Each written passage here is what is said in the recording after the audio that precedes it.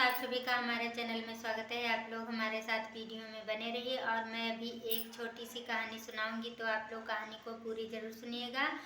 और इस कहानी का नाम है लालची सास और ईमानदार बहू। तो रामपुर गांव में गौरी नाम की एक बूढ़ी औरत रहती थी, जिसके एक बेटा और बहू था। उसकी बहू का नाम वंदना था। वंदना की एक छोटी बेटी थी। वंदना की सास गौरी घी बेचने का काम करती थी और घी और अचार दो ही चीज़ बेच करके वो अपने परिवार को पूरा खर्चा उठाती थी। इसी तरह से कुछ दिनों के बाद गौरी का जो बेटा था उसकी मृत्यु हो गई। मृत्यु होने के बाद वंदना अब अकेली रह गई, तो अपनी सास को बिल्कुल माँ की तरह मानती थी और अपनी सास को माँ कहकर बुलाती थी। घी और अचार बनाने में वंदना भी उसका हाथ बटाती थी। सास बहू मिलकर बहुत प्रेम से रहती थी। अब क्या है, सास बहू को ये नहीं लगता हम सास बहू हूँ, और वो माँ बेटी की तरह रहती थी।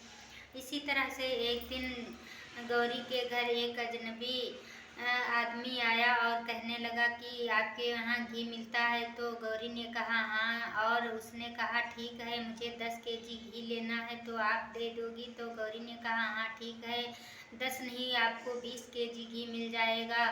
और उस अजनबी का नाम राजेश था।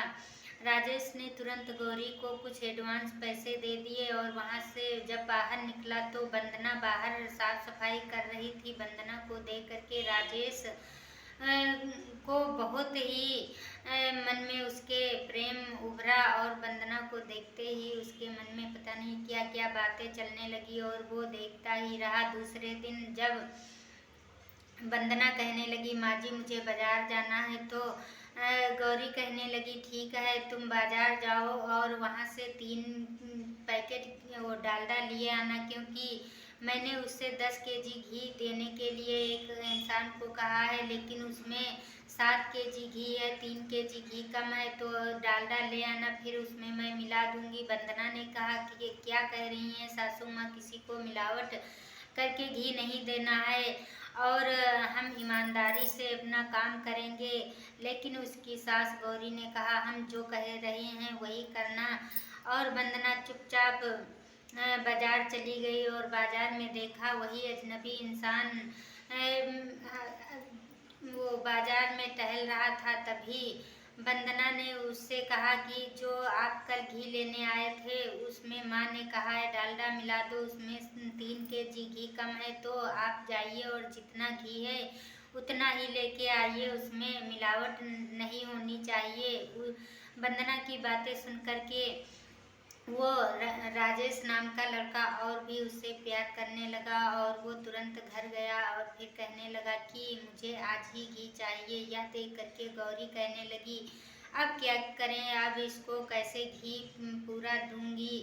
और तभी राजेश ने कहा ठीक है, जितना घी है उतना ही दे दो, और ये घी आपका बहुत अच्छा है इसलिए मैं 10 केजी के पैसे दे दूंगी। और वह 10 केजी के पैसे दे करके वहाँ से चला गया। फिर अगले दिन कुछ ना कुछ वो राजेश नाम का लड़का उसके यहाँ लेने आया करता था और वंदना को देख करके मन ही मन वो कुछ ना कुछ सोचा करता था। वो मन ही मन उससे प्रेम करने लगा। और फिर कुछ दिन के बाद राजेश ने गौरी से कहा कि मैं कुछ कहने के लिए आया हूँ और बहुत दिन से कहना चाहता था लेकिन नहीं कह पाया हूँ। गौरी ने कहा बताइए। तो राजेश ने कहा मैं आपकी बेटी वंदना से बहुत प्रेम करता हूँ, इसलिए आप मेरी उसके साथ शादी करवा दो और मैं दहेज में कुछ नहीं लूँगा और बदले में और भी दहेज आपको दे दूँगा। गौरी ने जब इतना ही सुना तो हाँ कर लिया और कहने लगी ठीक है, मैं तुम्हें कल बताऊँगा। जब वंदना को यह बात मालूम हुई तो अपनी सासू माँ से वंदना कहने लगी ऐसा उसने बोला लेकिन आपने कुछ भी नहीं कहा। तो उसकी सास कहने लगी मैं जो कह रही हूँ वही करना।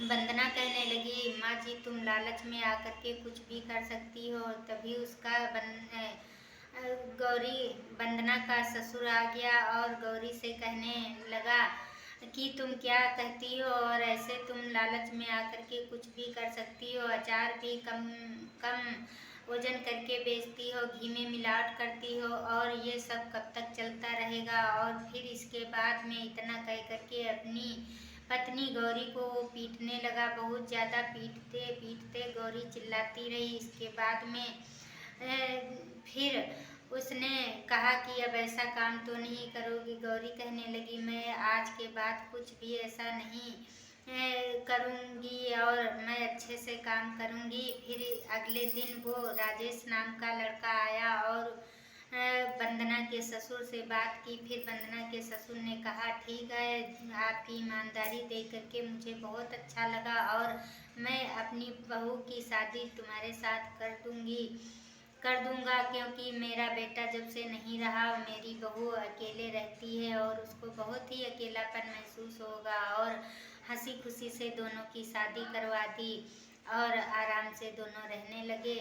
और उसकी सास भी अच्छे से काम करने लगी और ईमानदारी से अब सारा काम करने लगी और अपना धंधा भी ईमानदारी से चलाने लगी। तो आप लोग इस कहानी को ज़रूर सुनिएगा और अगली कहानी में आप लोगों का स्वागत रहेगा। तब तक के लिए बाय बाय।